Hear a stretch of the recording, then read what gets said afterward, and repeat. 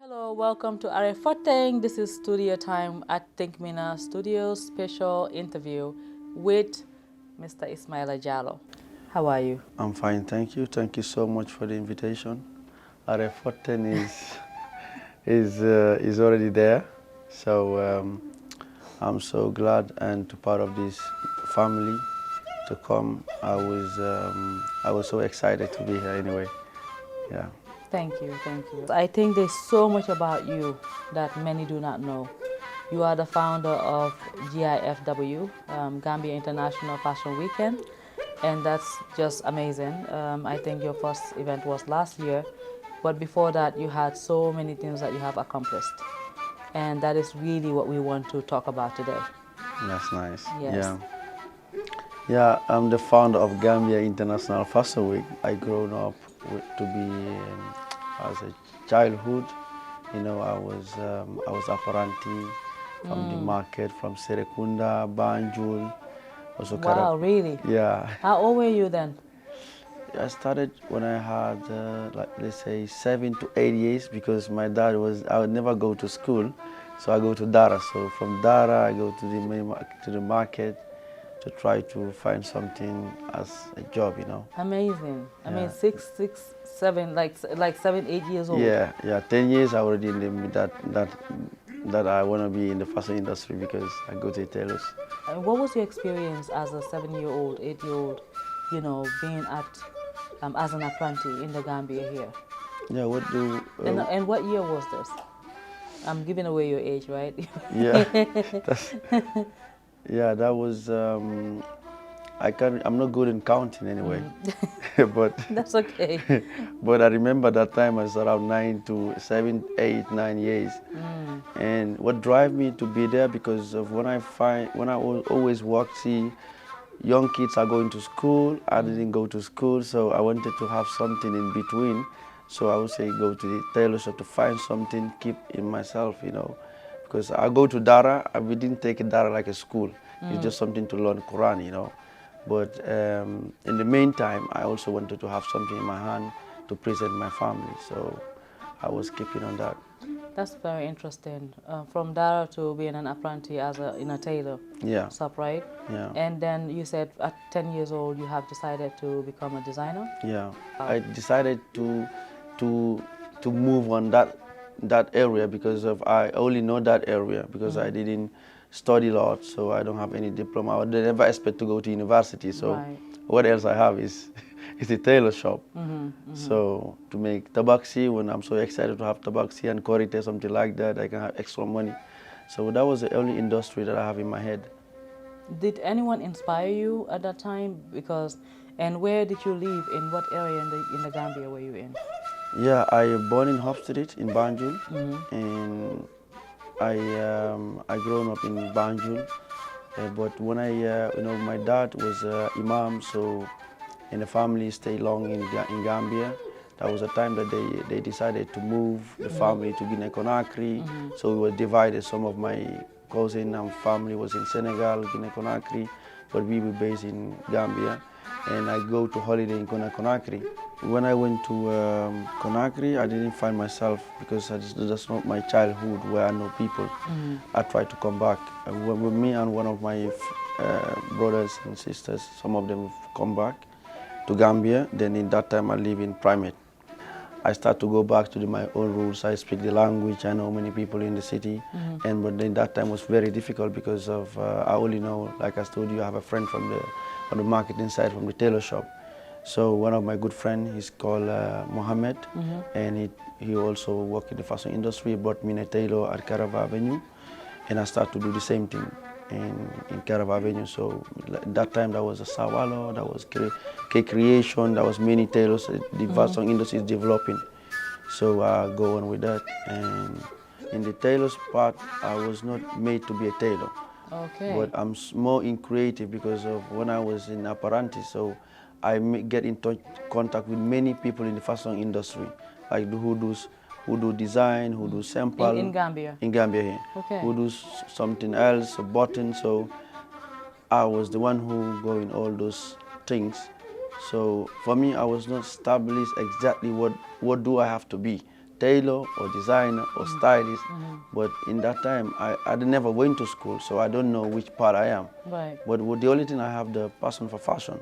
Yeah. So this is 11 to 14 after Yeah. you came back from Guinea. Yeah. So you were like more like the creative person. Yeah. You would show people, this is the style that you should do, that kind of stuff. Yeah, no, that's- not exactly a director, but myself, I feel different than what other people I saw they do. But as I told you, I'm still apprentice, so I can't tell the boss what to do. Right. But in my vision, I know what I want from those things, because I remember in that time I made a t-shirt, long t-shirt as a kaftan. So it was funny though. And once I wear it, and then from Banjul to Long t-shirt as a kaftan. yeah, I took 2 t-shirts. I put Do joined you them. have pictures of those things? Yeah, You may have something. yeah, and maybe who knows me like my name, my old name, they know that I have the first one. 2 t-shirts at the same time, from Banjul to Carav Avenue. And Friday I put it on. Everybody's like, now he's out of his mind. This is unacceptable. How could you go to? And how long was the Like shirt? a kaftan, yeah. Like American, yeah. Like I remember it was a blue with the American flag, because I like the name America. Always. Right. My And dream you was, went to the mosque, yeah. and especially during that time. Yeah. Yeah. And that time I was playing with my creativity, but I didn't know what I was, Right. And many things I started to do, to cut my jeans, to go to the mini market. Did you have support from family during that time? No. Did they understand what you were trying to do? No. Did they encourage you to pursue something else? Because you're fuller, so obviously they expect you to be selling maybe or doing business, right? Yeah. I never had support from my family in that area. The advice I get from family is to go to one of my uncles that have shops in Terminal to get clothes. That's why I asked you, because I did that because my job was to, after the mosque behind the big mosque in Terminal. So after the Dara there, I have to go to my uncle, get toothpaste and brush and jampe to go to the ferry to go and sell, come back with that. But I was not comfortable, because when I have that in my neck, I meet people, just students from Muslim high, and I see them, they're going to school, but I have that in my neck to go and sell. Right. I think I was not so comfortable. I used to hide my dad. I didn't do it. So I put it in one part. I go to the ateliers. You were not very comfortable because you see many of your age mates going to school. Yes. So then you realize that maybe, hey, why not? Let me just drop this and go to the tailor. Yeah. That's how you continued Yeah. with your fashion and trying to explore your creativity. Yeah, yeah. And I didn't see my future in that. And you were only 14. Yeah. Yeah, like being 14 and even thinking about future. Not many 14-year-olds think about future at 14. Yeah, because my family is very big, and my dad and my brother has problems with legs, so it's a little bit like, he's a disabled man. So I was the only one who had the faith that I wanted. Was he the older brother? Yeah, older brother. Yeah. And you were after him. It was you. Yeah. When I see my mom struggling, and I always feel like I must be the one who do something in this family. I'm a little emotional hearing your story, but also I can now understand why you became who you are. From 14 years old as an apprentice, and then going towards trying to still figure yourself out, even though you were like, hey, I'm not going to school. I'm already 14 years old, and I enjoy doing this. I enjoy being here, maybe buttoning up, helping out, drawing and stuff like that. Ironing. And then you have, later on, you were one of those people that just took the biggest risk of your lives. Yeah. To depart from the Gambia. Yeah. How did that happen? 2014, there was a political issue, and the country was in tension. So many youths had to leave from the country, and I was part of those journey to Libya, and we have to leave the country, and I went through the bus. We took a bus, took us from Banjul to Mali and Niger. Wow. End of Libya. It took us from 2 to 3 weeks in a bus. Wow. And we was almost 200 people in one bus. Young people. Young people. I was young people in the country, less than 20 years old. And for me, it was not like a journey to Europe because I was thinking, okay, we was looking for a better place to stay.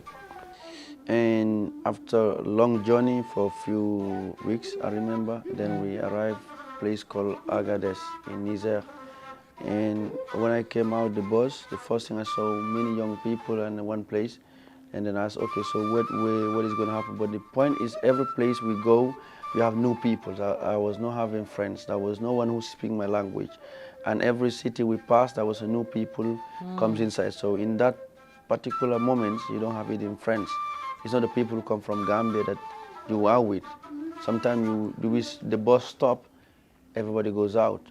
So new people So come. when you were leaving Gambia, were you with Gambians?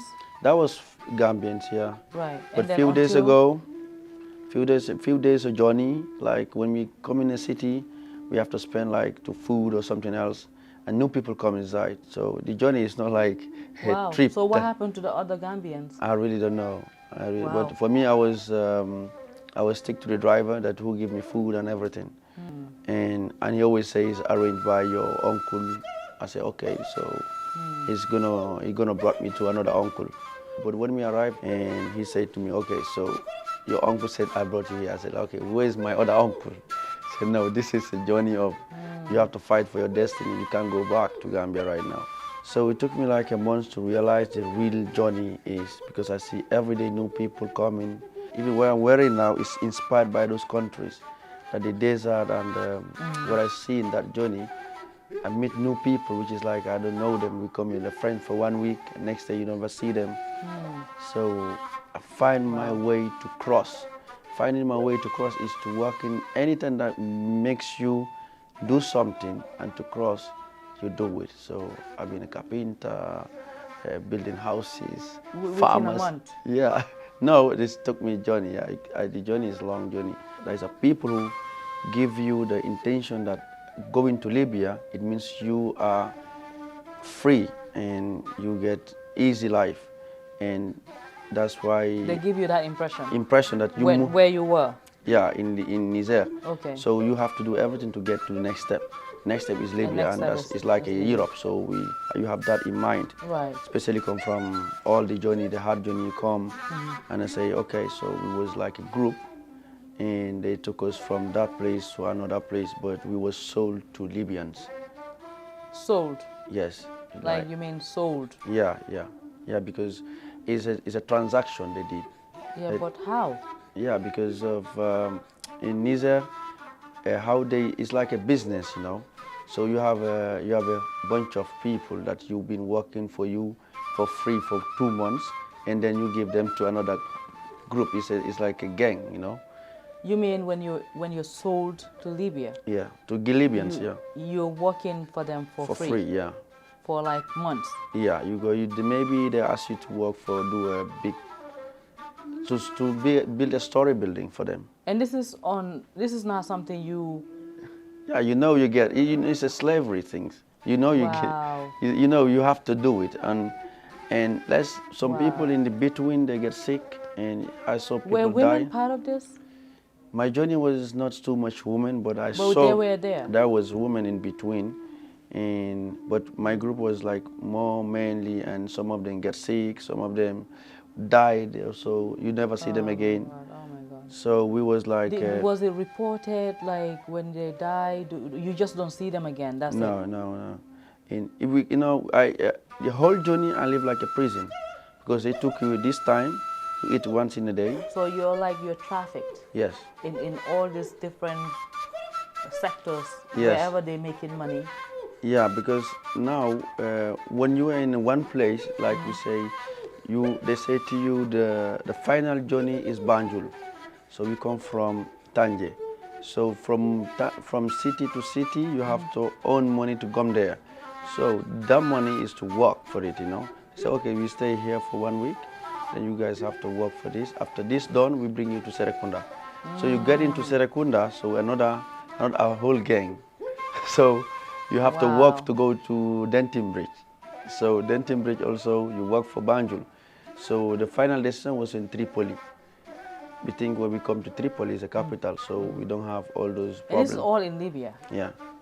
So you are trafficked and within City to city, in Libya, Yeah. where you could have just left Libya Yeah. a long time ago. Yeah. There are so many other groups Yes. that you didn't know about, because you mentioned that some people actually were getting sick. Yeah. Some are dying. Yes. And I'm sure you have not seen those people again. Never. Yeah. And you know, when you are in that place, for us it's safe that was kept like slave inside Libya, because you can walk around alone.